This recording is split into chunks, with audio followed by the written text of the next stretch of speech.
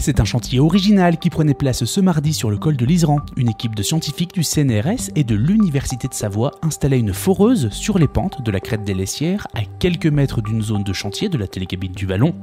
L'objectif est de creuser un trou d'une vingtaine de mètres de profondeur pour seulement 10 cm de diamètre afin d'y installer une série de capteurs. Sous ces couches de pierre à 5 ou 6 mètres se trouve en effet de la glace, très vieille, en mouvement.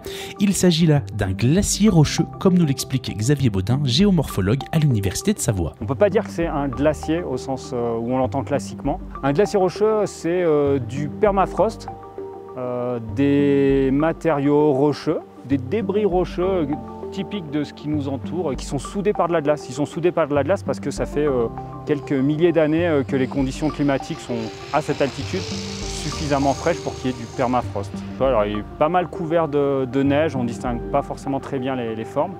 Mais voilà, il faut s'imaginer que sur à peu près 200 mètres de long, 50 mètres de large et puis 15 mètres d'épaisseur, on a une mixture, un mélange de cailloux, de matériaux des fois très fins, style du sable, qui sont emballés dans de la glace. L'évolution du climat transforme aussi ces glaciers rocheux, quoique moins vite que les glaciers plus classiques à l'air libre. Cette étude vise donc à comprendre l'évolution que peut subir ce milieu.